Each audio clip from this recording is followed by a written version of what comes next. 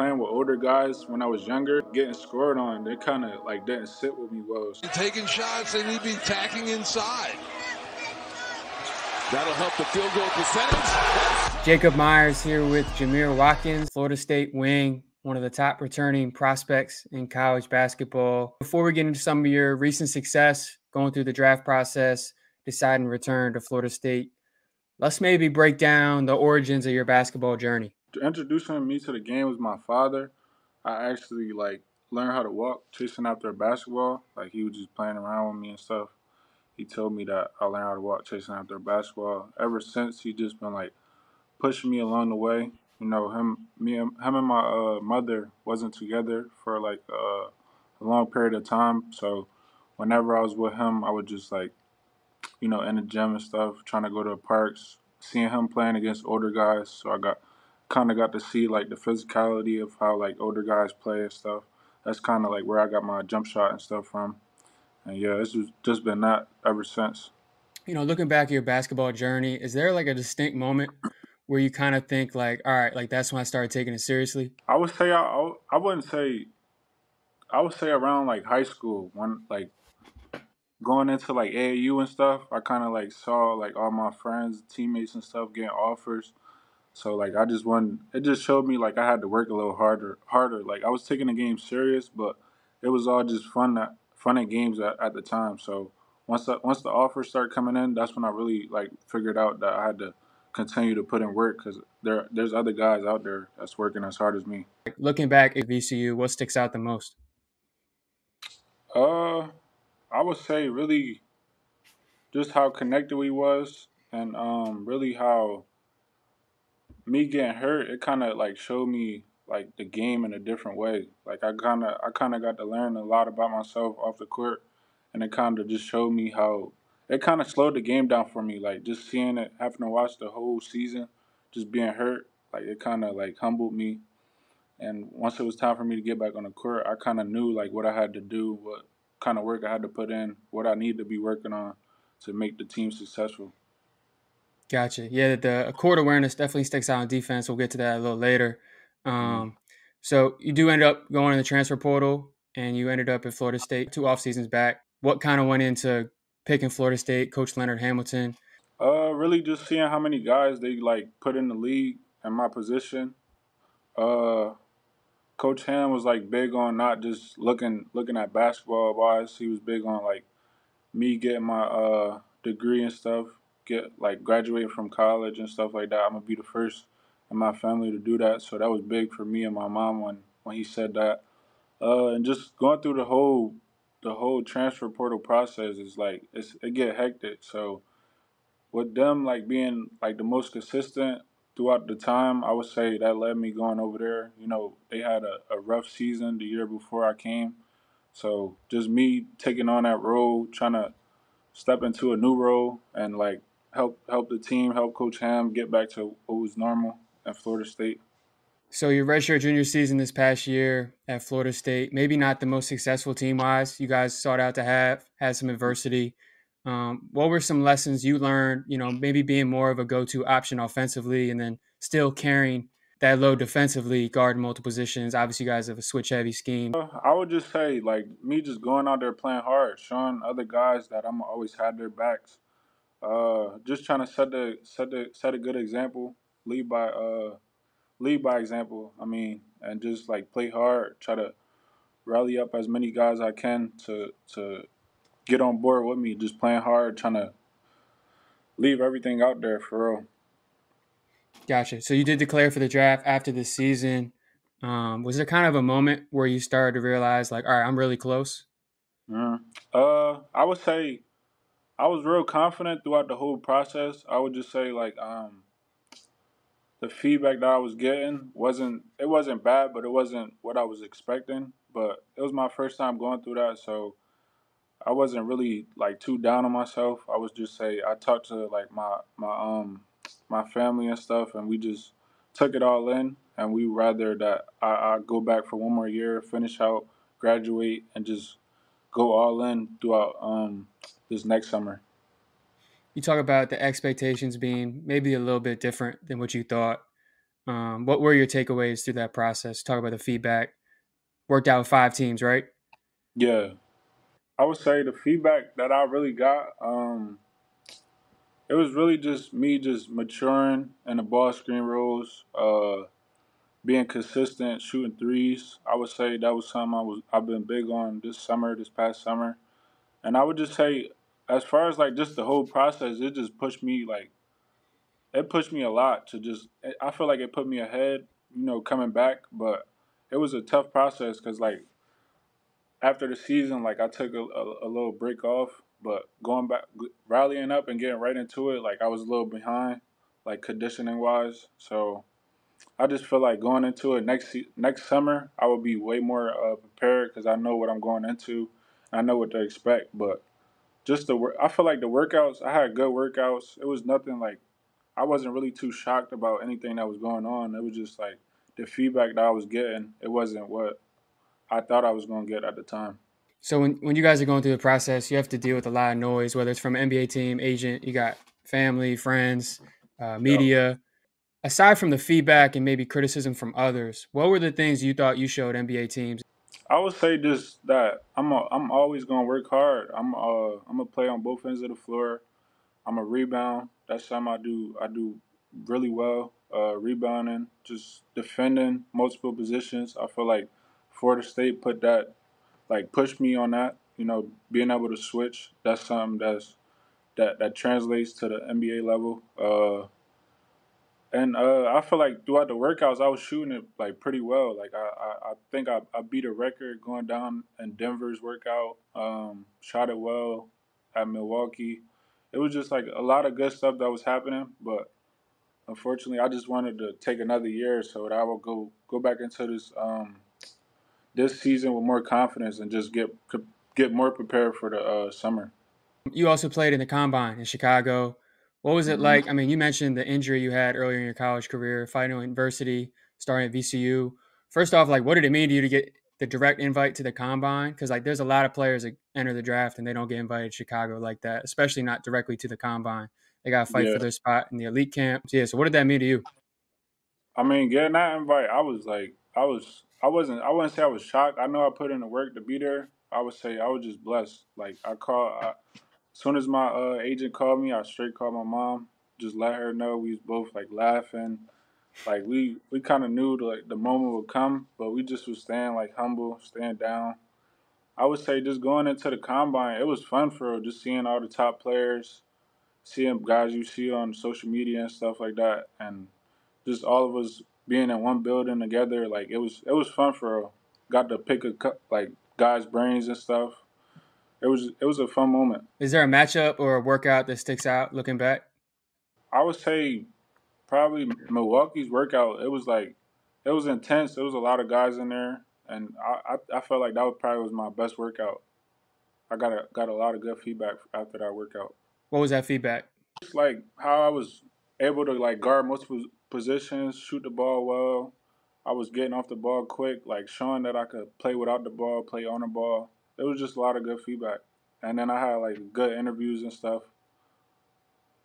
Yeah, so that interview process is maybe something the public doesn't understand as much, and that's maybe Yeah. critical for some guys, especially closer to the line of whether they're going to return or not. Maybe break down the interview process. Like, what are some things that surprise you? What are some things you're able to showcase that some of your strengths off the court, and then I guess maybe takeaways going back potentially for next year. So the whole thing about like the interview process, they make it like more than what it is. Like going into it, I was told like I was gonna be asked all these crazy questions. Like that ended up not happening. It was really just like a regular conversation, just like how we're having right now.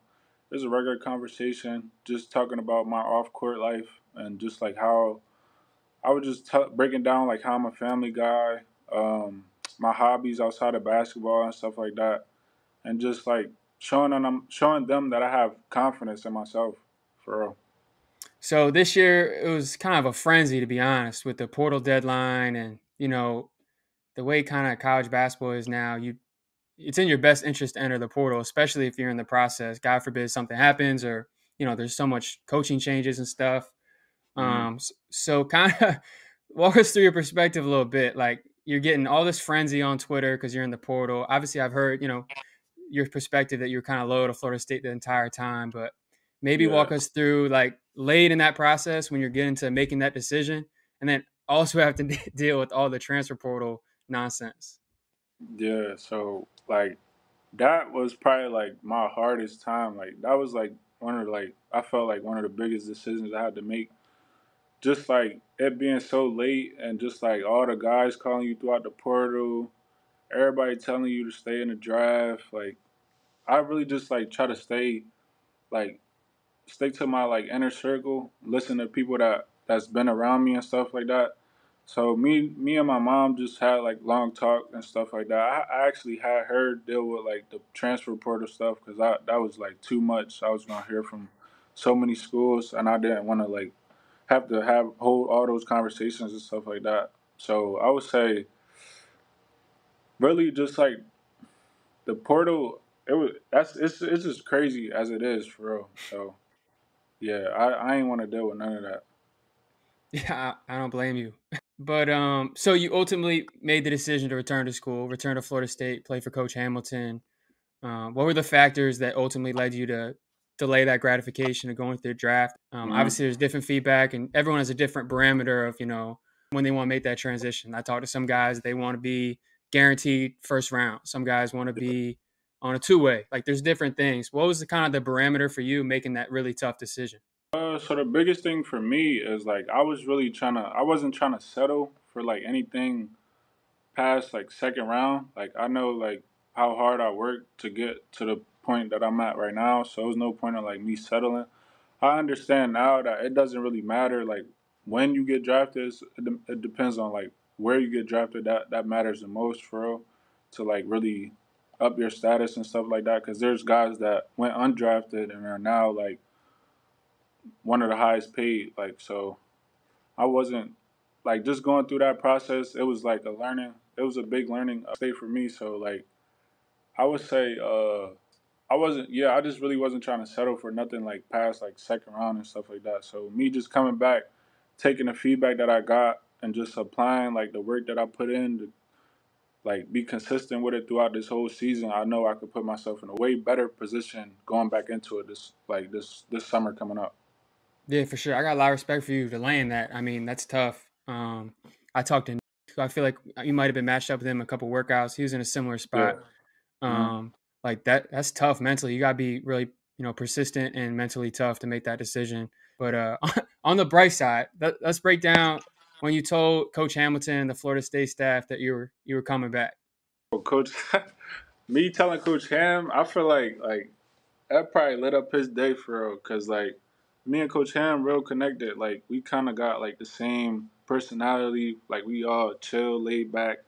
But I feel like that probably lit up his day for real. And that was like something big for him. Cause like just knowing the guys that he recruited and just bringing me back was just like an add on. Like it was big for him. What was kind of your next steps after you decided to return? When I first got back, I would say we was playing pickup a lot. So just doing the pickups and just kind of staying in condition, like getting on a treadmill and stuff like that. It was just like me staying in condition, so I could get prepared for like the season and stuff. Because I know this season is gonna be a lot like thrown at me and stuff like that. You got invited to Nike Skills Academy, prestigious Yeah, off-season event. What was that experience like? man, that like the Nike Skills Academy, it was crazy. I feel like just like we was doing like two a days, so it was kind of like a lot on my body. Kind of felt like I was back in AAU when I was like 17 and stuff like that. But Yeah. I don't think I could do that no more. Like two a days, like as much work as we was putting in. It was like definitely like a blessed opportunity for me to be there, and like it was fun like seeing all the guys that was there and stuff like that. But it definitely was. It's not meant for everybody like that. That's all I would say for real. You have that feedback, you have the perspective now from, being a first option in the ACC to going to the combine, interviewing with teams, working out with 5 teams. What are the things in your mind, like what boxes do you need to check this year to get you where you want to be?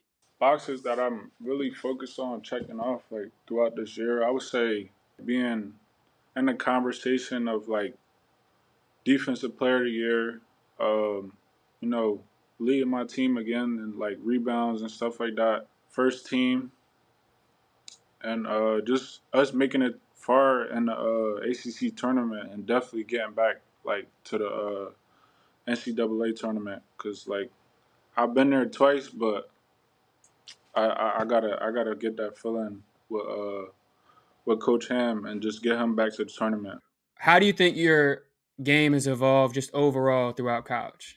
I would say I matured a lot. Like since VCU, I would say just me coming in to college, I was like just trying to do what I did in high school, but obviously like that's not the case anymore. Like everybody's just as talented as me and works as hard as I do. So I would say just me coming in, like at VCU, it was more of like a 3 and D, you know, being able to switch, um, picking up full court. I feel like that's where I got a lot of that from. And just transitioning over to like Florida State, I took on like a bigger role. I've always been like, able to like come off ball screens, make good reads, switch defensively, play off the ball, catch and shoot, just do a little bit of everything for real. So I wouldn't say like I have like a certain position on the floor. I feel like I'm positionless for real. Yeah, I agree. I think you fit the mold of some of the players. Aaron Mm, Wiggins got 44 million. Najee Marshall, I don't know the exact number, but like yeah, these are going to be key guys in playoff series. People like you, yeah, you talk about being able to operate out of second side ball screen, knock down spot ups, shoot off the bounce, they go under, cut, yeah. great rebounder, out in transition. Before we get into defensive stuff, let's say if there was one game NBA GM, like throughout the process, they only could have watched one game from you last season. What game would it have been and why? Throughout the draft workouts, I would say they all say they saw the Virginia Tech one when I had like 34 and 11. But I would say I liked the game when we played UNLV because I was close to getting like a double double and assist, and I just felt like I got my teammates going like throughout the first half, and it kind of came back to me like without me even trying for real. Just getting them going first, it came back to me. I think personally, one of the best defenders in the draft this past year, one of the best defenders in college basketball. So let's just kind of break down. Tell me what you see, what your process is. I think, it starts with the ball pressure. Like you Yo, said, pick it up 94 feet. Got that from VCU. What are like the key elements of being able to keep someone in front of you and apply that type of pressure? I would say just like making the offensive player just make a decision like while you're in front of them. Like obviously like picking up full court, like they don't it's like they're trying to read you, but really like you're just baiting them to doing things that they don't really want to do. It kind of goes into the scouting report, like just playing the players offhand or something like that, and just making them do things that they're not as comfortable with, like doing, especially picking up full court. A lot of guys don't really like enjoy like that pressure full court. That's something Coach Ham is big on. That's something I carried over from VCU, like you said. Yeah. So even, I mean, you talk about picking up full court on the guards. Florida State, Coach Hamilton has historically had one of the more aggressive switch heavy defenses. Here we got Yeah, even, I think this is Quinn Post of the Warriors. That yeah. you just take it from him. Baseline of bounds, obviously super strategic in college basketball. Like, was this a scout? Did you kind of know this was gonna be here? So this is like kind of our inbound defense. So like we put like our say our four mans on the ball just to like we kind of want to like shade. We kind of want to like shade the ball to like make them throw it like back to half court because we don't want to show like no gaps in between. To where it's like you have to throw the ball deep, and they ended up trying to like throw it over the top of me, but I ended up trying to stay low, and just I ended up getting a block because like he didn't really jump. I think he thought I was just gonna like wall up and allow him to like do a little hook shot, but What's the it was wingspan at? 6'11". So here versus Duke, ball pressure. Here we get some of the switching. Like when you guys are clicking out there and you're switching 1 through 5, what's enabling that? I would say just communication, just knowing that you got your brother behind you, and like whenever you mess up, it's kind of like no way of messing up when you switching, because like when you have great communication, you always know that your brother got your back. So even if you mess up like throughout the switch, it's someone gonna recover for you, or like we got so much length that it's always gonna be like someone coming over to help side. So this Duke game, I think you had foul trouble, right, in the first half? Yeah, I mean, I'll be honest, you gave Filipowski hell. I think yeah. he was visibly frustrated in this game. You really kind of wreaked havoc um, on the switches. Is this Scout as well? Like, is this he likes to spin, or what are you kind of thinking here once you get switched on to Filipowski? I kind of was just like reading his like body movement and like the way he wanted to turn, like him gathering up to catch the ball. I kind of felt like he wanted to. I kind of like baited him into like going that way because I was like shading like the middle of the floor. So I kind of wanted him to go that way so I could beat him over there first, and he ended up going that way and traveling. So Some coaches say like talk, touch, take with like switching. mhm. What's kind of your guys' is it mostly verbal? Is it a trust thing? It's really verbal and coming together, like connecting, like we like touch the switch, so like people can't split us. If you seen like the Virginia game last year, they kind of like picked us apart because we were just pointing the switch and we were too like far apart, so they were just like splitting us. So really, us coming together and just switching is like what brings us confidence and know like we know that like our brothers are behind us for real. It was some possessions where they wouldn't even like screen. They were just coming up and like fake screening, and they wasn't even coming together. So they were just splitting, and we're like yelling switch, but like there's no screen, so you don't like he's already slipping to the basket, and you were already coming up to switch. So they kind of picked us apart with that. Yeah, that's really how Ryan Dunn got his offense last year. That's how he get dunks and they throw the Yeah, lob. and they make the possession so long, so like you gotta talk the whole 24 seconds. You have to communicate. Gotcha. Then the off ball awareness you talked about a little bit earlier when you had your injury. It seems like you're almost like a free safety out there, like, reading the ball, manipulating the ball handler, maybe leading them to throw a pass. Maybe kind of Yeah. just break down what you see here. All right, so right there, I would say just like me, just staying patient, making sure like he doesn't really see me coming, but he knows I'm present. So I would say just me, just being help side, like I said earlier, like we always like if you're on the ball, we're always in help. So it's kind of no way you can really mess up and just like be exposed like in a way to where it's like you have no help because we switch kind of like shrink the gaps and stuff like that. Another one here, blocks. Had like a block a game. This is where I say you got the free safety. It seems like you can Yeah, tell, you can pick it up on the camera footage. You're always reading the ball handler. So here we got Jalen Lowe, freshman. Pretty yeah, good, had a great freshman season, him and Buck. This game, I yeah. think you did a really good job. Maybe like 4 or 5 steals. A lot of it just like interceptions, baiting them. I don't know what your football team is, but like a free safety, like a Ed Reed maybe. So talk me through what you see here. So right here, I'm kind of in the middle of both of them. So I'm kind of just like reading his eyes and like trying to really bait him to like throw it to the corner. But I know like I kind of seen what was over here. Like those are top two scoring guys. So I'm kind of just like waiting for him to throw it to one of the guys. I'm kind of in the middle of both of them. So like either way he threw it, I kind of was gonna like shade to the ball and kind of get the steal for him. So right here we have another one, kind of just baiting. It looks like you Yeah, expect it to come, like you said earlier. So you guys, you want this pass, like you want yeah, them to we throw kind it of high. we kind of want that pass. Like, we go over it a lot in practice. So like I could see like how far back he is because of the length that we have on the ball, the on ball pressure. And he kind of like loaded up to like throw the pass. So I kind of was like just reading it and just waiting for him to throw it. Yeah, you got your pick six. Yeah. It seems like you have a good feel of reading when the opposing team kind of switches their head and they're not looking. Break down the art of when you can gamble like this.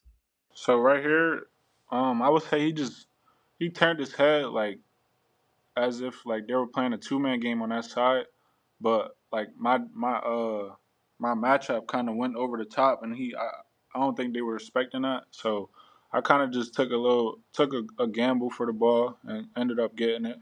It seems like you have the type of athleticism and I guess feel or like court mapping where you can kind of be playing two and kind of like effortlessly recover? I would say me. It's just me like understanding the scout, like understanding who I'm guarding. So I'm guarding a non-shooter, so I'm gonna overhelp anytime I can because I know even him throwing it out, he's gonna lead like come back into me, like having a draw, like drive back into the paint for real. So that's just me understanding the scout for real and like understanding who I'm guarding, where they at on the floor, where I can help at. So we talk about, the ball pressure, the confidence, the range, trust in being a switch heavy team, having the Mhm. size of your wingspan. Explain, I guess, your advice on like how someone develops not having fear, because a lot of players are scared to get beat. I would say just having confidence in yourself, just like I would say I kind of it kind of grew on me like playing with older guys when I was younger. Like me just like getting scored on, it kind of like didn't sit with me well. So like I always just wanted to come back even stronger and play more aggressive defense. Like even if it was like when I was younger, I used to like foul a lot because I'm playing against older guys. Like it was no way for me to like just stop them like physically. So like that's where I would say I got my toughness from, just playing in the park. You know, older guys going at me, like picking on me and stuff like that. As far as like being a young defender out there playing with older guys, I would say that that's where I got my like confidence and stuff from, and just like not taking like someone scoring on me and just allowing it to be what it is. Like for real, that's where I really got my toughness and just like risk on defense for real. So who are some guys? I mean, I hate pro comps. I'm sure you got asked 1,000 times throughout the draft process, like who do you monitor game after? But like, who are some defenders you maybe look at and try to emulate that type of toughness, that type of pride, and really like taking out another team's best player? Man, I would say like the biggest is like Jrue Holiday. Just the way that he stays in front of the ball is crazy. Like it's kind of like fun to watch. It's funny to watch for real because like he like you said like he gets a lot of people like frustrated for real because it's like nothing you really do like and you're on offense so it's not like you could like really get physical with him because you're just playing into his favor for real. So I would say him, uh, Jaylen Brown too, picking up on it. Derek White, just the whole like Boston is crazy. Their defense is crazy. Derek White, Jaylen Brown, Jrue Holiday, Jaden McDaniels, guys like that. Just like I just watch them a lot defensively, and I just try to pick apart and try to see like what they see on the floor and how they're reading their matchups and stuff. How they're turning their matchups over. How they frustrating them and little ways to just throw their game off. Kind of picking out the best player on the other opposite team and just taking them out of the game. So like the game changing the whole game for real. Yeah, for sure. Two follow-up questions to that. One, like when do you know you have, like, what are the signs when you know someone's frustrated? Like the Uh, gamesmanship within the game. it kind of starts to like cause like arguments throughout the game, like with the teammates. They like you kind of see your opponent get to blaming other people and stuff like that. It kind of shows, or like they get subbed out, like they're taking shots that you didn't see on scout, like just making them do uncomfortable things for real, and just making them uncomfortable throughout the game for real. Yeah, we mentioned a few of these wings that made an impact in the playoffs, specifically Western Conference with the Timberwolves. You talk about McDaniels, the Thunder. I mean, they're all wings. Yeah, um, the Dallas Pelicans had Najee in the play-in, a bunch of wings like that. Maybe was it like reassuring, like during the draft process, is during the playoffs? Like you're watching the games at night, you're like, I can do that. yeah, for sure. I would say just seeing how the Timberwolves were, just like that young group, they got guys switching. Ant Man carrying the energy. Him. They got Big Cat, Rudy. I would just say just seeing Jaden McDaniels just his ball pressure and the role that he was playing, just 3 and D, not doing too much. Playing how they need him to play, and it's got him like far. That's the only team he's been on. He hasn't been traded or anything. So I would just say, just watching guys like that, I know like I can fit right in and be a plug and play guy. And on the other side of the court, offensively, Who are some players when you're watching games you kind of think maybe I could fill that role early in your career? Early in my career, I would say I kind of like the way OKC plays Jalen Williams. You got guys like Vince Williams, the way they play him. I kind of got to see that play out. Yeah, I had 2 years with Vince. I played with him my freshman year, and then the year I got hurt, I kind of got to watch him play throughout that whole year. That was his last year. Uh, Najee Marshall is another one. Like just plug and play guys, like guys that have a role that don't have to really do much, but play defense, knock down shots at an early stage in their career, not really having to do much, letting their role grow for real. Off of that, so we talk about being a disruptor defensively, being able to switch, guarding all positions, communicating. Are there any other aspects defensively able to be so effective? I would say what's building is like my communication. Me taking on a bigger role this year, just being a leader, having to communicate with younger guys. We got a young group, so me just being a communicator, it's kind of like maturing me on and off the court and just elevating my game. What type of leadership style do you think you exhibit? A lot of people break it down to like you're either super loud and like confrontational, and then they say, "Oh, I'm gonna lead by example." Yeah, Obviously, it's more in the middle. Like, what's yeah. kind of your leadership style, and your way of communicating with your teammates?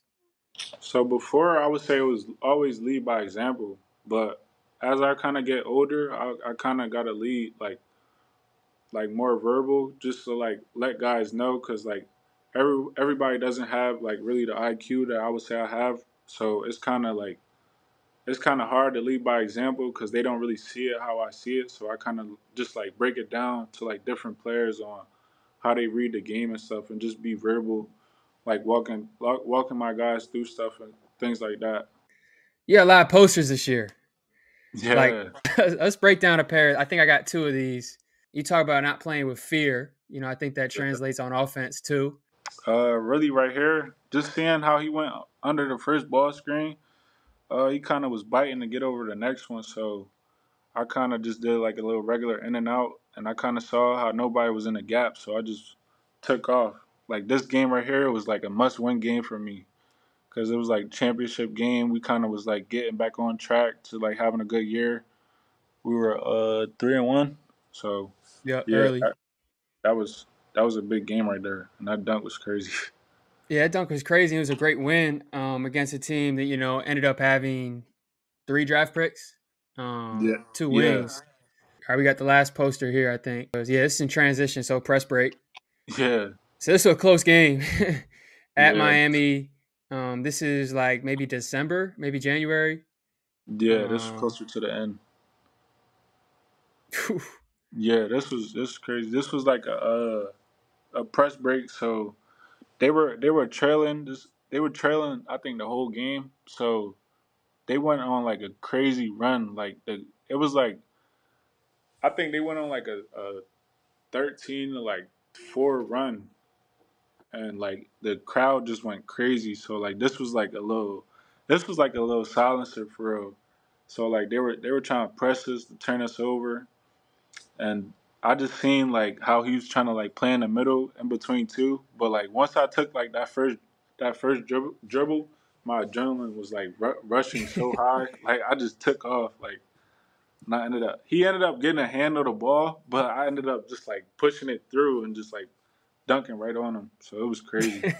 I would say that Miami dunk was probably one of my craziest dunks. Like that's just like how everybody will want to have like a fast break, like 2-on-1. That's like everybody's dream dunk for real. Like 2-on-1, big man's in the paint, he's in a circle, so you don't got to worry about a charge. And I kind of just like took off for real. That's like kind of what everybody like hopes and dreams are. Catch that fast break right there. like, what's your why? What keeps you driven? Because you've had a unique journey, and then two, what does it mean now to get that recognition later? Getting the recognition now, I would say it's like kind of normal to me for real. Even though I didn't have it before, I would say just understanding like what I did to get here, kind of like keeps me humble, and like me getting hurt was like big for me because like that was like one of my biggest injuries, so it kind of humbled me. And I would say just getting the recognition now, it was like something I kind of always knew was going to come. It was just like the matter of time of it coming. And like my why really is like my family, for real. My mother, my little sister, my father, all my siblings. Like they're really my why, and they the reason that I keep going. Just setting the bar high, making a big example for them, and just understanding where I come from, for real. Like a lot of people would like do a lot of people would die to be in a position I'm in right now. So like I just never try to take like this for granted, for real. I just take it all in and just apply the work. I know the work is always going to show, so I just continue to put in work and just understand that somebody like in a different position as me is somebody with less than me is like grateful of what they have. So there's no reason for me to not be grateful of what I have.